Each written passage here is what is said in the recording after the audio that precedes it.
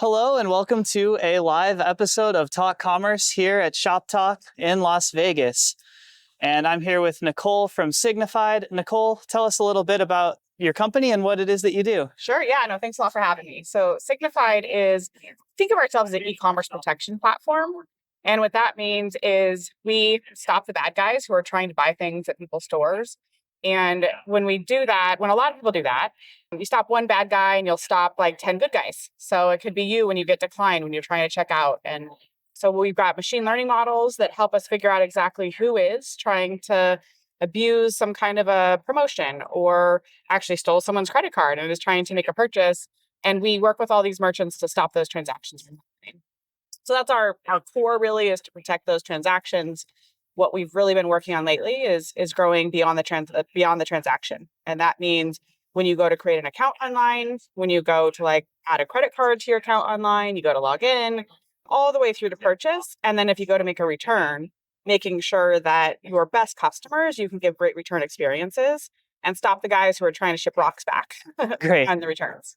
Okay, there's a lot to dig into here, but I think let's start with letting the good guys through, because I think that's an experience that most consumers can relate to at some point, having an annoying CAPTCHA or having your card declined. Yes. Tell us how you kind of filter out the good from the bad and what that means to merchants. Sure. It's a great question. So I'd say we have like 3 layers of magic. So the first layer of magic is that we work with a ton of customers. So we work with Lenovo, Walmart, Vuori, Allo, big companies and small companies. And with those, we collect a ton of data. So that's kind of first layer of magic, is just this consortium model.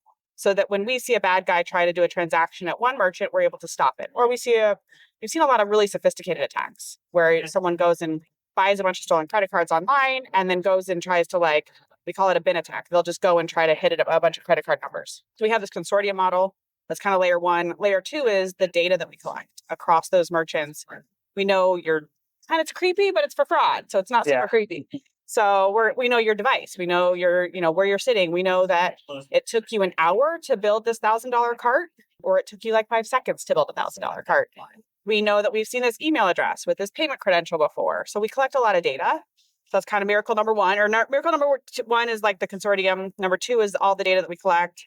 The hardest part of data is actually doing something with it. So we have machine learning models that take all that data, spin it up on every transaction in less than 500 milliseconds, and decide if we see enough about the transaction that we think it's good, or there's some kind of a flag that we think we should stop it. Cool. And what does this mean for these kinds of merchants? Could you tell us maybe the impact that we had on Lenovo or on one of these companies from implementing the solutions you offer? So customers come to us usually with one or 2 problems. One is they have a chargeback problem. So that means too much bad's getting through and customers are calling and you're like, hey, that wasn't my purchase. I didn't buy a $1,000 laptop.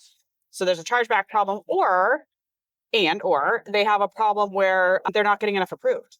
So because they're trying to catch all these bad transactions, they don't have a high enough approval rate, and which means that they're over declining. With Lenovo, I'd say when they came to us, they had a bit of both. And what we've done for them is really reduce their fraud problem and allowed them to increase their sales by 4 to 5%, which is pretty meaningful to have that kind of top line growth. And a lot of companies are shocked when they come to a fraud provider, but we can not only help them save money, but actually drive revenue. And what I think it ultimately means to people walking around Shoptalk is that they can create all these great experiences and the bad guys don't ruin them. Yeah. Do you have any new features coming out or recently released that you're excited to share? Sure. So I don't think you could do a podcast here without the word agentic, right? Yes. I think we have to say that was on my list. We have to say the word. It used to be that we could just stop the bots, right? Like a bot was bad. Yeah. And that's like CAPTCHA, like you talked about, but not all bots are bad now. And so now it's part of figuring out who are the good bots that you might want on your site, who Nicole has sent on my behalf to go shop at your site, versus the bad guy is doing things. So, we're doing a lot of work around the protocols, around making sure that for our customers, we can create those good experiences. And, as they're trying to go out and create discoverability using agentic or personalization using agentic, or even a full checkout experience, that we're not going to stop it. Yeah. Because that'd be the worst, right? Like you create this awesome personalized experience. I'm going to buy this shirt from this brand I've never met before, and then I get declined. Yeah. So that's what we're, when we think about protect, we think about protecting good experiences. Yeah. Very cool. Well, to follow with this AI theme, my next question was going to be, what's the buzz here at Shoptalk? What are people asking you about? And I suspect that may be part of the answer. Yeah, and I think, I don't know, I'd almost say we're almost through like maybe the first hype cycle on agentic that everyone's like, oh no, the agents are coming, right? Yeah. We got to prepare the checkout. And I think where we're seeing a lot of agentic is in discovery, right? I mean, I'm sure you're using it. I'm using it. I'm using it to help me make decisions, become educated about products, learn about products. I've not sent an agent to buy something on my behalf yet. Mm-hmm. And so, I think a lot of that discussion is here saying, okay, we've kind of got through that first really big hype and the agent, it's all coming, and we're kind of settling in to like, what's it actually going to be like? And how are we going to, set our sites up to be discoverable and for agents to tell the right story of our brand through their platforms. So I think that to me is what we're hearing and talking a lot about. Yeah. So a lot of our audience here at Talk Commerce is maybe small and medium businesses, companies that aren't quite to Lenovo level yet. Yeah. And part of the growing up process for them is starting to think seriously about things like fraud mitigation and, security. And for the new customers who are just getting into, looking into getting serious about this, what would you say to them? What's your message to that kind of business owner or employee? No, great question. I talked to a woman yesterday and I was like, she's a smaller company. They're doing, I think, getting close to $50 million a year in revenue, which, they're rapidly growing. And I was like, who does your fraud? Like, how do you manage fraud? She said, Katie. Yeah. And there's a woman, Katie, who's literally reviewing suspect transactions and doing their fraud. And so at some point, Katie's great, right? But at some point, Katie is like, as you're growing, you're gonna have to hire a lot more Katies. Katie's not gonna get to sleep. And so I think that's where, we work with a lot of companies. We worked with Vuori and Allo before they were Vuori and Allo, right? I mean, they've always been Vuori and Allo, but they were much smaller. And so as they're scaling, you can't just throw people at the problem. Yeah.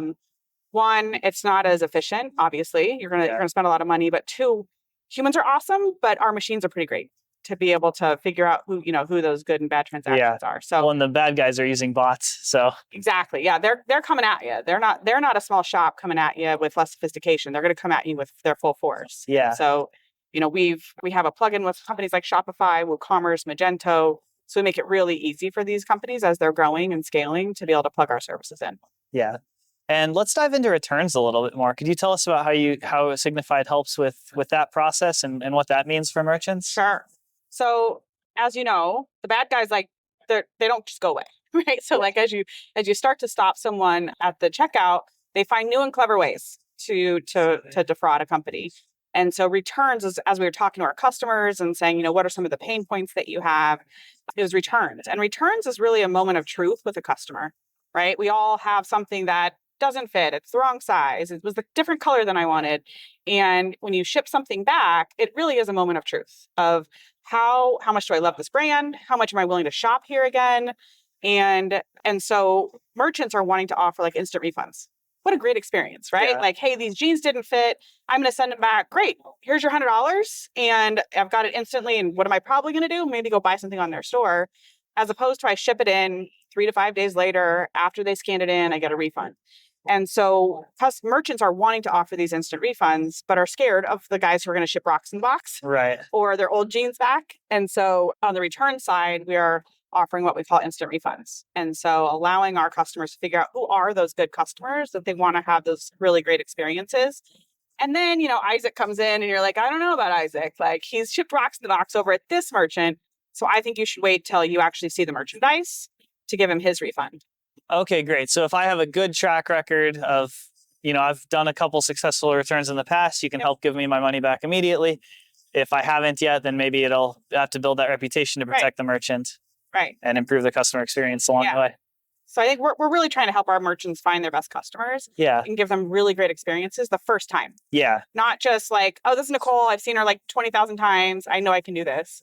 It's, oh, geez, I've never seen Nicole. How should I treat her? Right. Because you have that data from other. We've seen her. Yeah, you've seen her. Yep. Awesome. Well, that seems like a pretty nifty feature, and I think flows are an especially good example where returns are super important. Okay, so a couple of the kind of stock questions I like to do as we're wrapping up. One is, do you have any hot takes about the industry or any big opinions? Hot takes on the industry. I don't know. My background, I'm an engineer and a shopper. So I feel like that's kind of why this is the perfect role for me and working here. I'm excited to see just all the personalization that I think that's one of my hot takes is just what AI and technology can do to drive personalization, not only in my shopping experience, but my marketing experience. So I'm excited to see how we really can bring that together, even in how we talk to our customers at scale. So I'm excited about that. The other one, as we talked about with agentic, is just, I'm excited to see how it plays out. Like I said, I think discoverability and using LLMs to help us get more information faster and more relevant information faster. I think the checkout's going to take a minute. Yeah. For me to trust an agent with my card and say, yeah, just go find me these black pants when you see them at a good price. Yeah, I would agree with that. Definitely a little nerve-wracking to give up control of the actual. I don't even want to give my card to my kids, Yeah. let alone a boss. Yeah. Okay, so another one of my questions I like to give people a chance to just kind of riff on is, what's your shameless plug? What's your elevator pitch for why someone should use Signifyd? My goodness, that's a hard one. Why someone should use Signifyd? I think it really is unique that a company can help you save cost and grow revenue. Yeah. And we, more often than not, will do that for a customer to help them actually stop, save money on their bottom line, grow their revenue, and allow them to create these great experiences without having to worry about the bad guys. Mm-hmm. Anything else that you're especially excited to share with our audience or to promote? I think Signifyd, really our last couple of years has been about growing beyond the checkout. And just this idea of how powerful it is when I can see you the first time you create an account, to logging in, to modifying your account, to buying things, to returning things. It creates this really commerce platform that can help our merchants offer great experiences across the lifecycle.